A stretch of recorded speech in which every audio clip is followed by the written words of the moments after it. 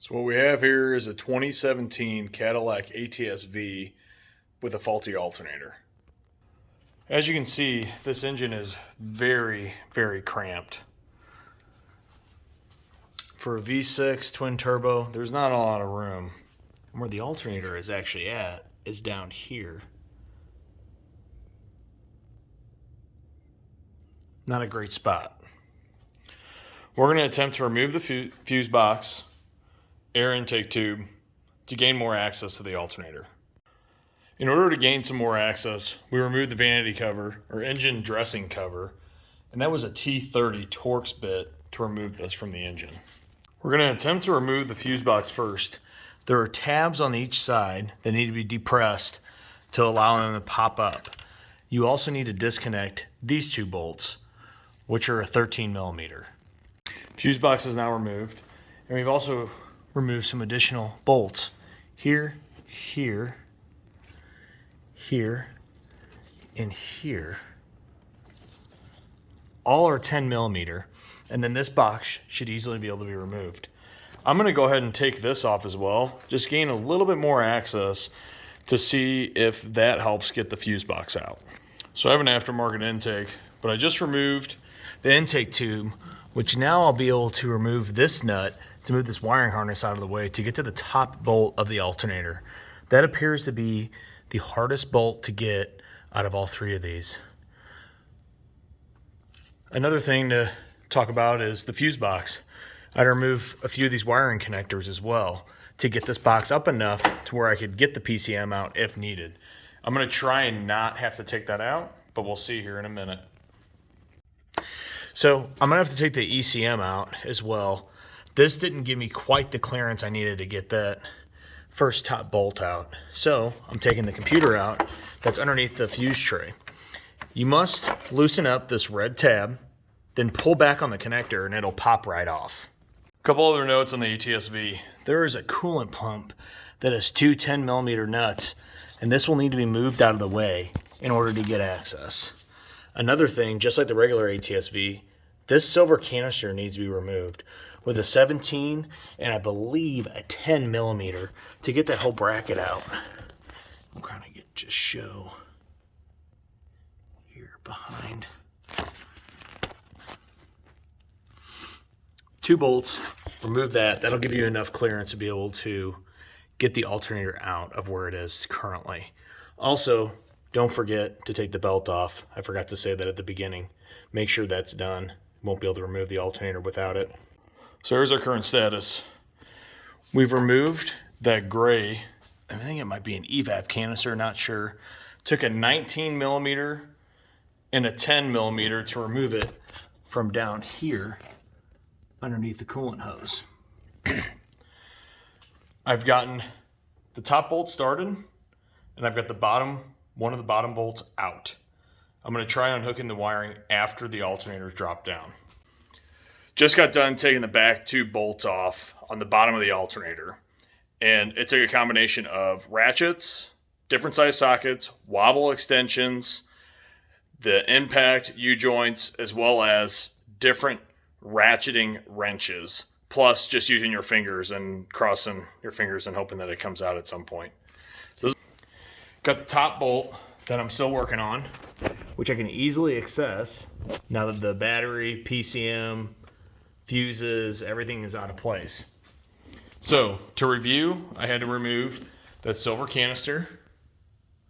I had to also remove or relocate the coolant pump for the intercoolers. Removed the engine cover, air intake on the left-hand side, and that should be about it, as well as the drive belt. Hopefully this will come out. Stay tuned. Well, and now the alternator is out. I was able to get out of this tight spot. I had to move the intercooler pump a few times and get it just right while pulling on this radiator, popping up the intake, and I finally got it out of its hole. Reassembly will continue later. So back again for part 2 of the alternator swap within the ATS-V. I talked to the previous owner who had replaced this alternator previously in the last year, but he went with an aftermarket unit, a 300 amp alternator, which is obviously aftermarket looking at this sticker here. He had a bigger stereo in here, so this not only was more amperage, but it was actually overdriven with a different pulley. So I'm gonna have to change the drive belt as well. Good thing my buddies over at Rock Auto, they had a great deal. An OEGM alternator as well as a Continental belt. This was about $220 without shipping. I went ahead and next day or next business day shipping, which was around 60 bucks delivered to my door. FedEx made it happen. It shipped out last night, got it this morning, and I'm going to be swapping it back in. So I'll be documenting this process, and hopefully it's helpful. So we will be zoomed out for most of this video as I try to wrangle this alternator back in. It is a tight fit. I'm hoping I can get it in there, and then we'll have to do reassembly. You'll be able to see the series of wrenches and ratchets that I have to use as I discussed in my last clip. As I mentioned, this was an aftermarket. So the aftermarket's on the left and the stock one's on the right. A couple things that I noticed that are different. The fan is a different color, as well as this pulley is quite a bit different in size. So I'm gonna actually measure this to get an idea of the difference. It's about 45 millimeters. Stock is about 56. So 10 millimeters. This may have caused a premature failure by going with an aftermarket high amperage unit. There are other options available. This is 170 amp like stock. And if you can see, this is actually built by Denso, not AC Delco. So this is very important to remember when looking for a new alternator. But other than that, they look pretty much the same. Same mounting points, same lugs, and we should be good to go ahead and swap this guy back in there. One other thing I wanted to mention, because this guy did have a stereo in here, I found this cable in the car way early on in the ownership and always wondered what it was.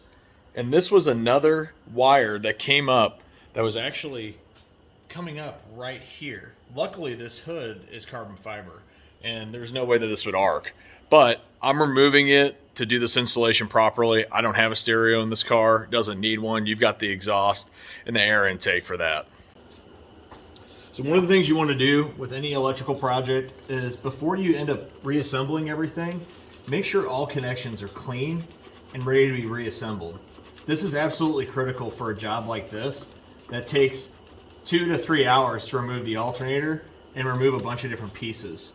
So make sure it gets clean of all corrosion, and I'm just using a copper brass brush to get this clean.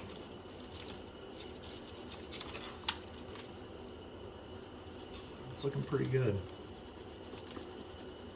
This car was well maintained, wasn't really driven in any inclement weather, so not a lot of rust, not a lot of corrosion on the engine, but still, it's always good to be safe than sorry.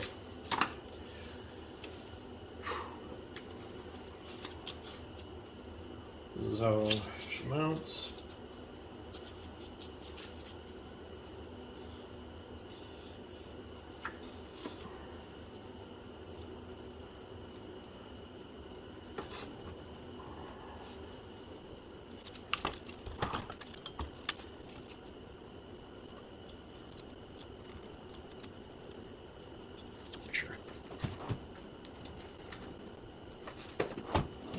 So there's a bendable tab, so we're going to go ahead and bend that back.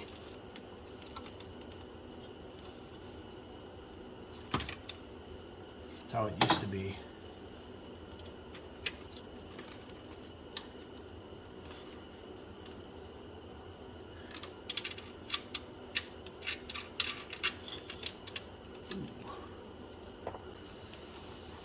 So I discovered that I didn't have the right nut in my inventory for this alternator, so I'm going to go ahead and connect this guy. You want to make sure it has the serrated edge, and that helps drive in to the cable to secure this appropriately. So we're going to go ahead and tighten this thing down.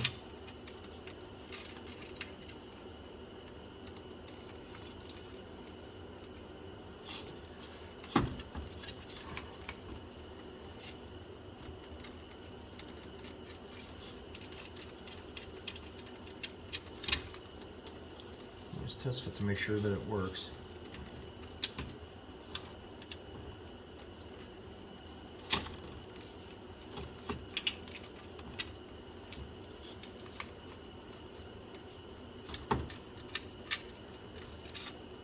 Once we butt that tab back, we got to make sure that this also faces the correct way as well.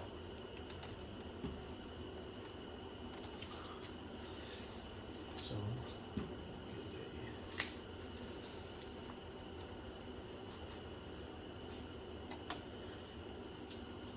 got a lot of different wrenches out here.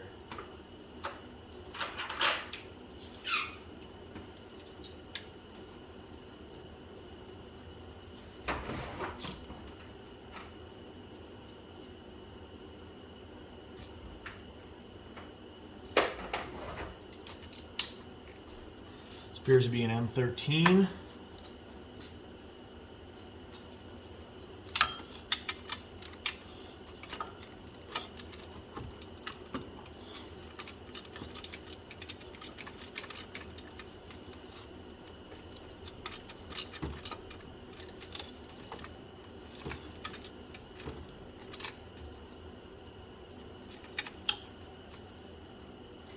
That's tight. Perfect.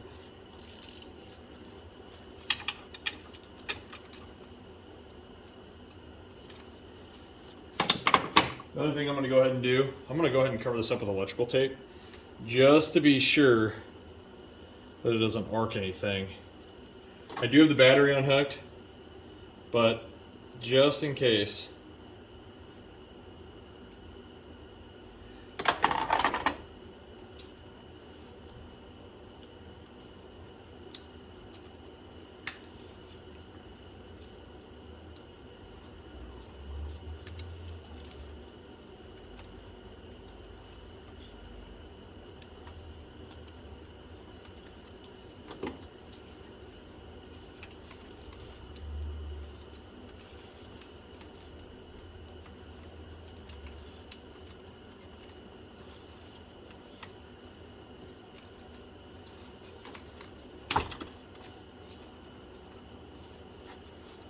Most cars actually have a boot that goes on the alternator here to make sure that it doesn't arc on anything.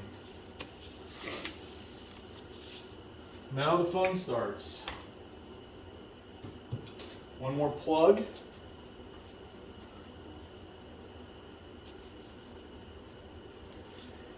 So we can get a good angle on this.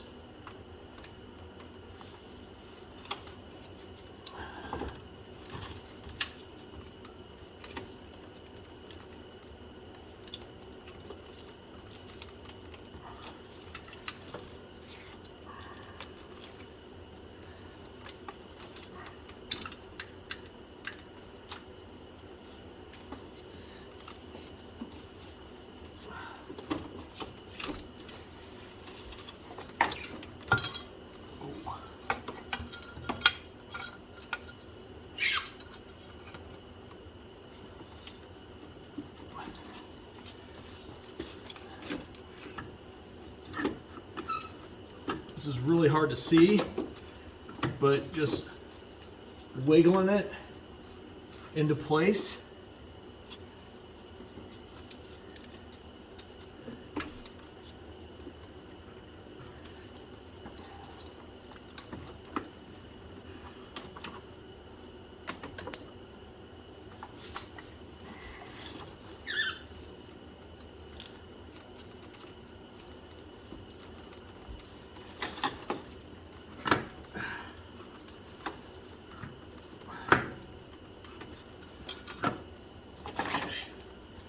Almost all the way in there.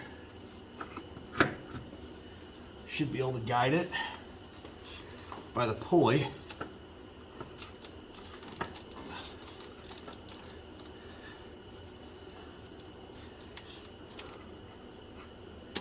Very, very close.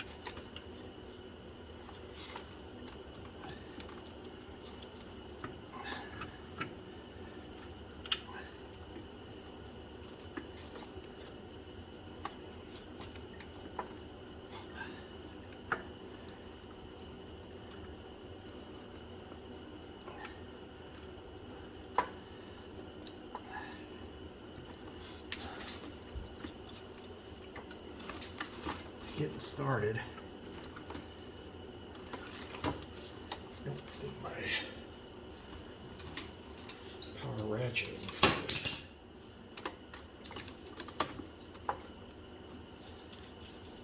This is extremely hard to show.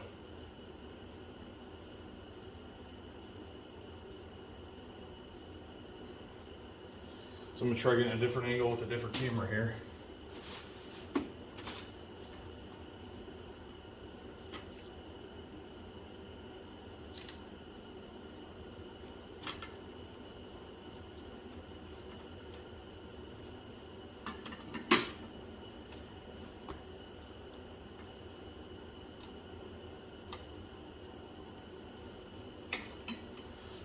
Still can't see it.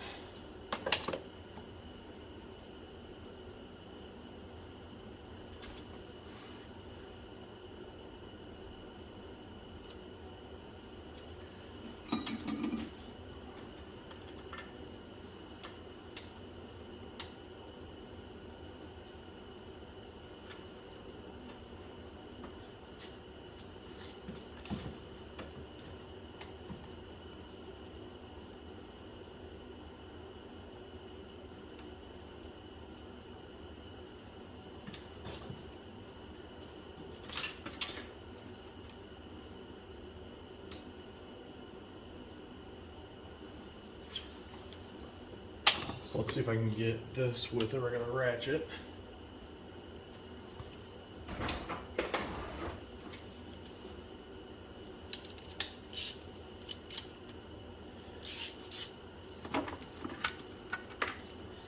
Doesn't look like it.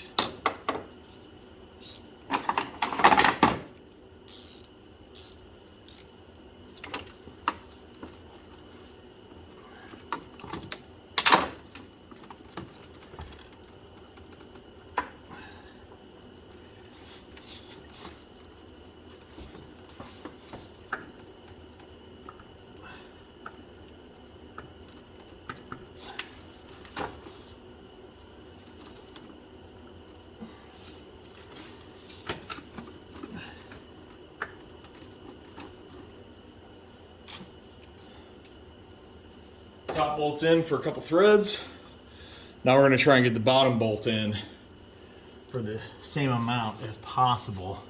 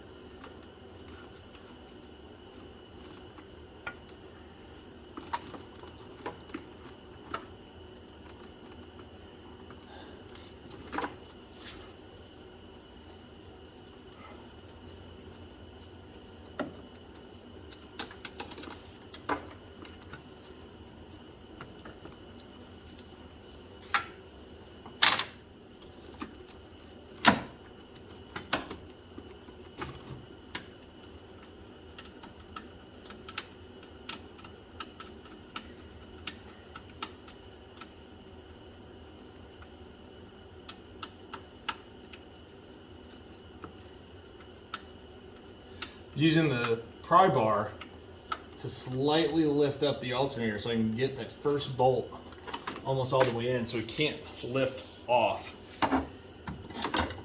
Then what I'm going to try and do is just have to push the alternator back.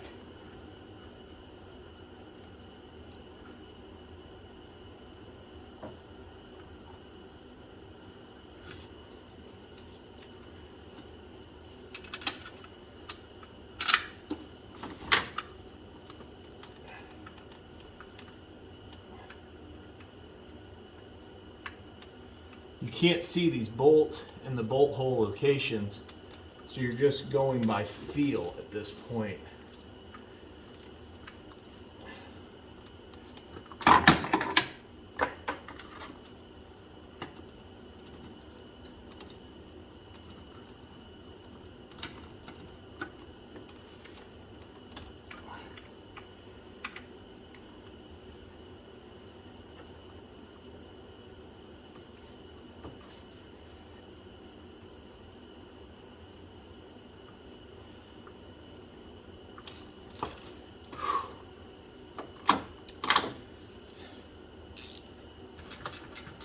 So want to own ATSV? They're great vehicles. Love it.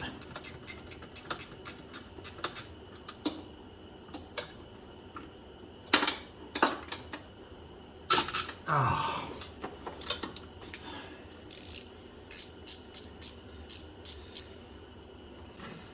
So something I missed after I had 3 of the bolts started is by putting this back in, this wire actually needs to be tilted to the left. So I'm going to change that now. Learn from my mistake. Do not do it. Basically, in a nutshell.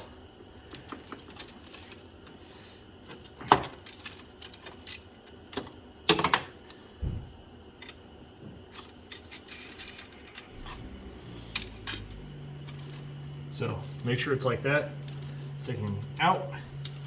Otherwise, potentially you get melted by the turbo, wastegate, etc. Not something we want after putting a brand new alternator on.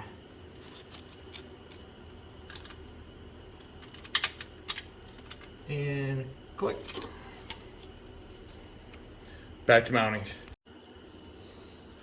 So picking up where we left off, after I took the alternator out again, we're going to go ahead and put this thing back in. So, as I said earlier, you just kind of have to wiggle it in there, and there's no other way to explain how this works.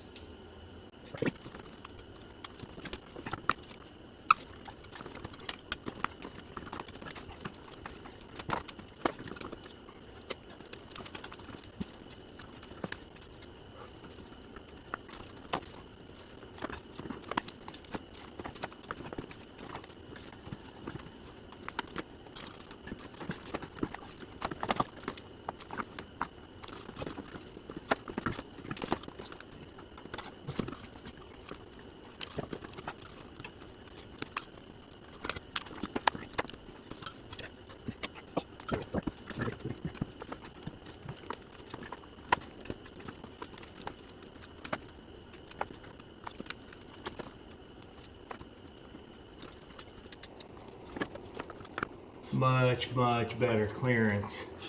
That's what we like to see right there.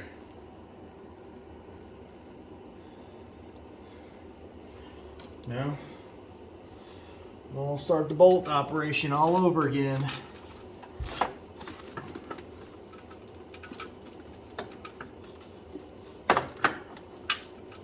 So, alternator is in. 1 bolt left. I'm going to try a new tool from Habor Freight. See how this performs. One thing I wanted to mention, it does help to actually use a breaker bar to actually prop up the alternator so you can get the bolt threaded in cleanly. One thing to make mention of. The other thing is, the main power cable, you want to make sure is not touching anything in this section. there's a pipe right here that has hot oil, and there's also a turbo down there. So you want to make sure that I originally had the cable on the back of the alternator going straight up. That was touching the wastegate. You actually want to have it at a 90-degree angle. It's harder to put back in, but it has a lot more space from hot. So that'll hopefully help it to last a little bit longer and not get fried.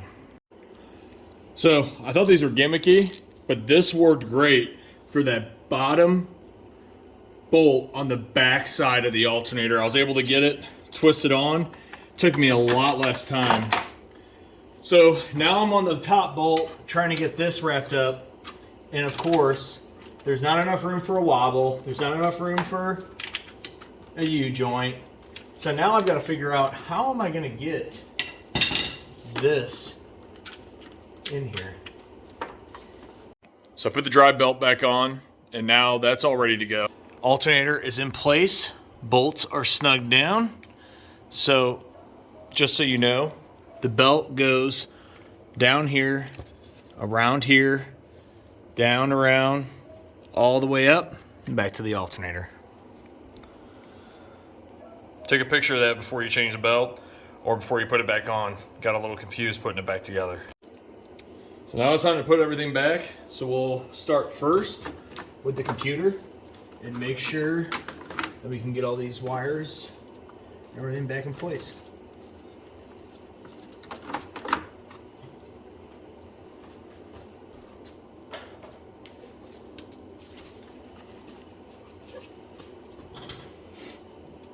We didn't show the removal of this, but removal is the exact opposite of installation.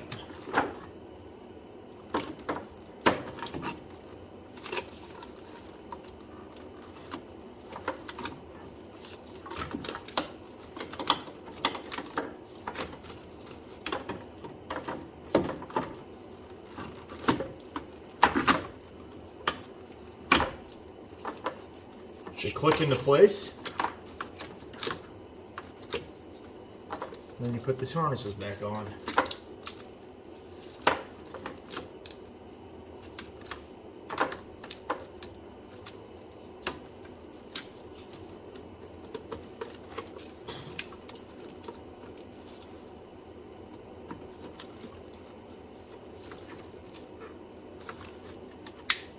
When it clicks, you know that it's in there. And you should see that, I don't believe these can be mixed up.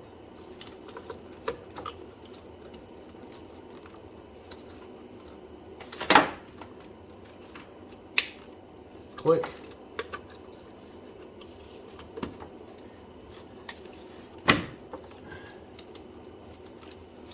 It's all the way in the base plate. Just make sure that it's snug. Then we'll start putting back together the fuse box, which required some additional assembly. So you've got these couple different wiring harnesses here that we had to remove from the tray. So we'll go ahead and do that, but we'll be back in 1 second here.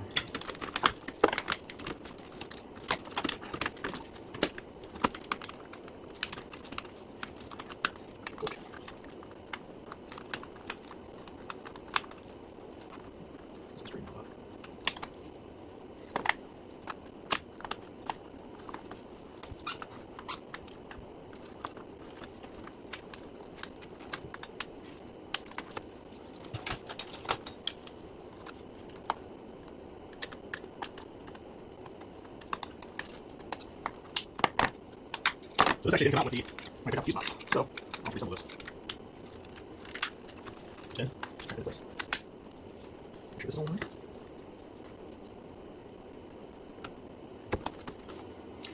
Don't forget this little nut over here.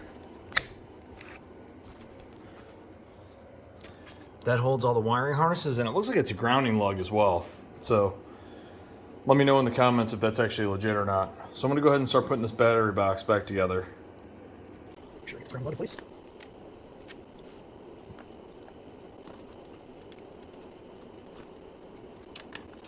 Hopefully these aren't coming off. So far, so good. Putting the air intake on, and then we will wrap up the electrical box.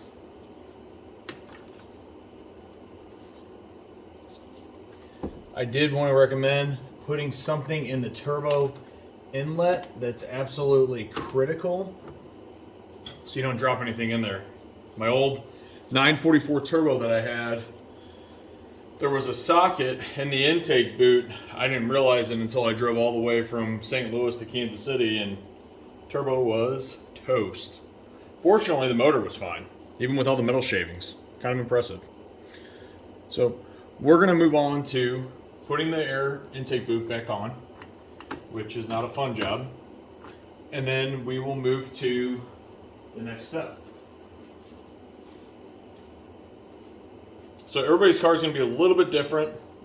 You might currently have a stock intake. So there is a clip at the bottom of the intake down there by the interfaces with the turbo. And that requires some manipulation to get back on. I'm running an aftermarket intake. So this is actually a 11 or 12 millimeter. It is a 11 millimeter. So make sure you're prepared for that when you get ready to put this back on.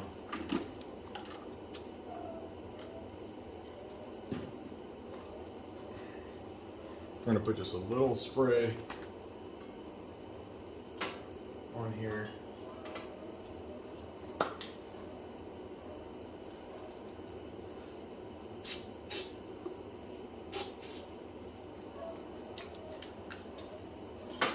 Do some electrical cleaner. Probably not the best option, but it's better than nothing at all. So I'm going to fish this guy in there.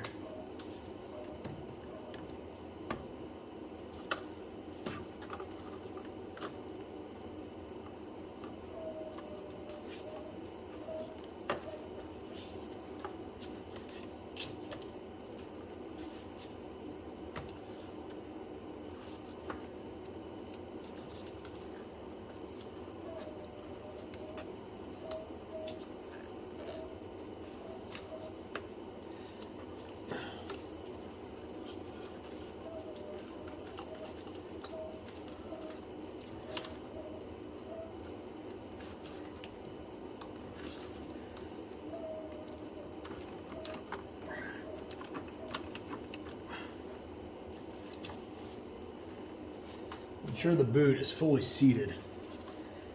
Definitely don't want this thing popping off.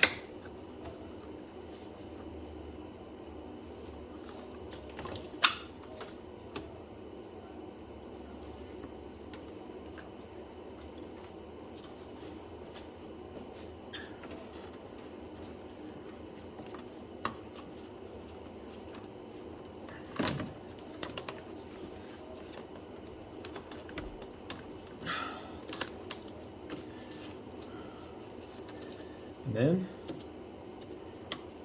get all your hose clamps in the proper places.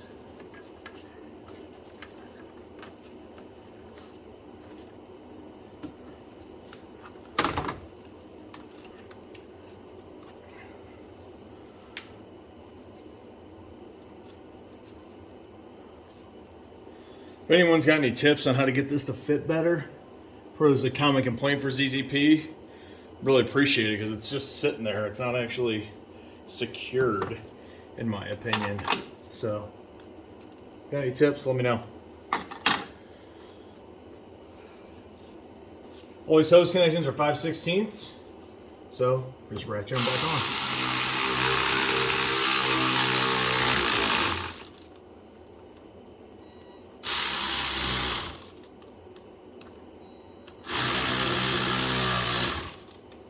That one, so shouldn't be needed to tighten down, but I did remove this one. And then this one is absolutely critical because you can get a boost leak from this.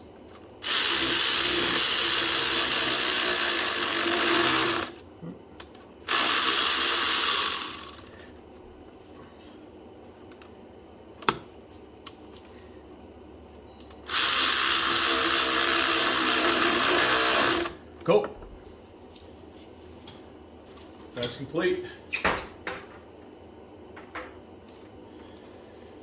Now it's time to put in the canisters, remount the coolant pump, put the fuse box back in, and then we'll be done. And we test start it. All right, let's continue on with this journey. So this is going to be kind of a pain in the butt, but we'll figure it out.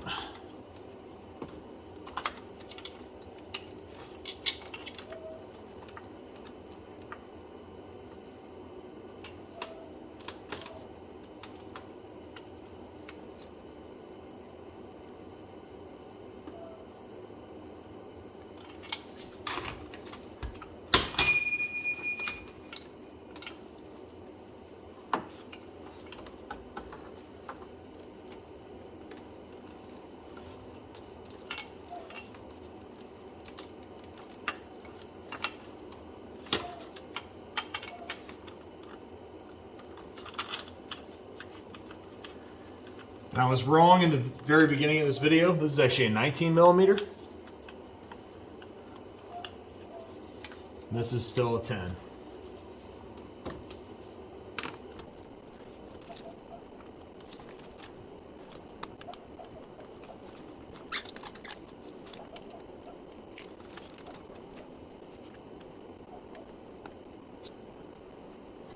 So another first started, I want to get my 10 millimeter and a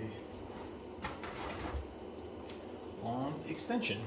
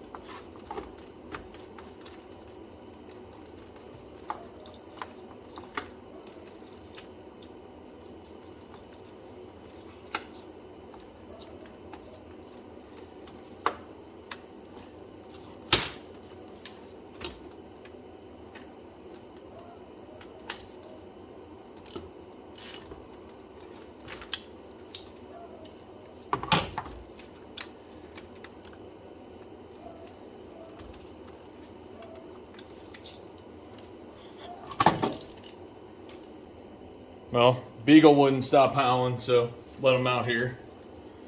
Typical. Another tip, anything that's aluminum, get it tight, but don't do it too tight.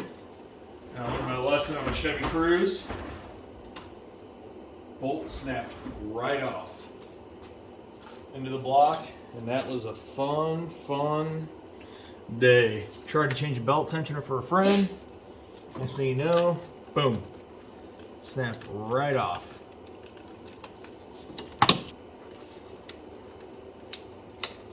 Click.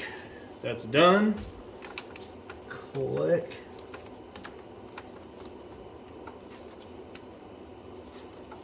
Make sure that's secure.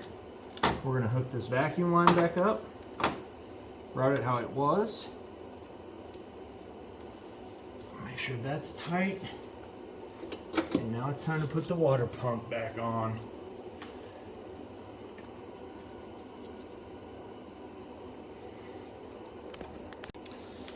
So, coolant pump, reattached, 10 millimeter bolts, evap canister is what I'm assuming, 19 mil and a 10 millimeter. Now we're going to put the fuse box back in and hopefully test fire this bad boy up. So, you may recognize this is not exactly factory, so there's another switch added. But just like removal, you line this up, get it into the tray, get ready in position, make sure this is taken out, get it ready.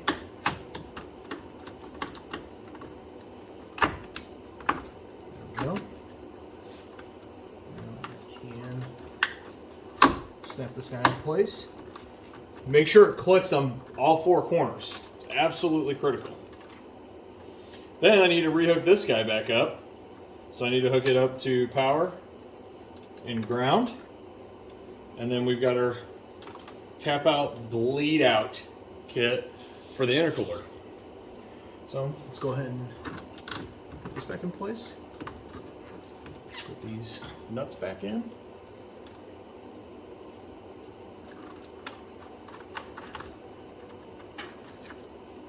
I believe these are a 13 millimeter.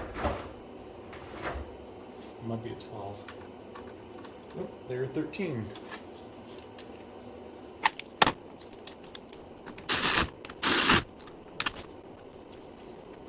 Is it thermal off? Leave.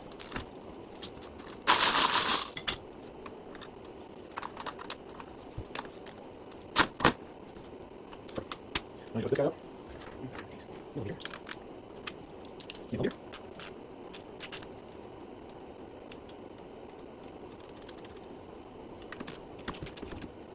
I'll strip it out. Do no battery power. It's not working.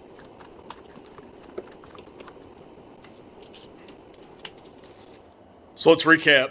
We got a 2017 ATS V, twin turbo V6, probably the worst alternator to change that I've done to date. And we just hooked everything back up. Everything's back. Evap canister, coolant pump reattached, alternator in its nice little spot back there that you can't see. Brand new belt, fuse box back in. So, summary of what I had to take out. I had to take out the fuse box, disconnect this, undo the air intake, pull that off. There's a couple nuts down there to get the wiring harness free to get the top bolt from the alternator. I also had to remove the PCM. I did not have to take the tray out. Some people said that you had to take the tray out. I did not. I had just enough room. Then, since this was an aftermarket alternator with a different pulley on it, I did have to get a new belt. This is not something you have to do depending on your mileage. If you're up in the 80, 100,000 mile range, it's worth it just to replace the belt and be done with it. But this car was well maintained, wasn't driven in bad weather. Bolts came out pretty well. And overall, it was not a terrible job. Not the most fun job, but not terrible. Tools that I would use for this would be a gear wrench, 15 millimeter, 10 millimeter flex head ratcheting wrench. These other pieces from Habor Freight, which really came in handy to get the bolts back in, they actually ratchet, but it's used with your thumb and your first finger, and it helps you get some traction instead of just turning a bolt. That really helped to get the bolt started. And then I had to tighten them down with an actual wrench, which was really tight back there. I did get them hand tight. That's probably not the proper torque, but there's no way you can get a torque wrench in there unless you drop the front cross member. I did not have to remove the coolant tank. I did not have to drain coolant doing it with this method. And overall, it took about 4 to 5 hours from start to finish. Now is the moment of truth. The first startup. First startup. Fingers crossed. Since this is a 6-speed manual, yeah, got to put the clutch in, the man pedal.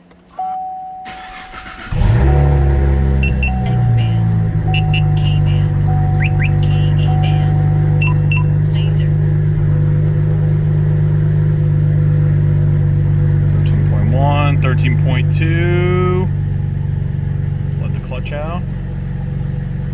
Oh yeah, buddy.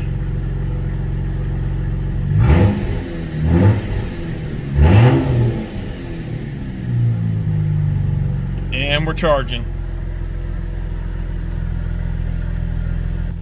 Just so excited right now. Dealer wanted $2,700 to replace the battery and the alternator, and I was able to do it with 4 or 5 hours worth of work and a $200 part. So don't get defeated, try it yourself. Hopefully this video helps you out. If you ever have to do this on your ATS-V, if you need help, don't call me. I'm not interested in doing it again. Thanks for tuning in to Jeffy Lube.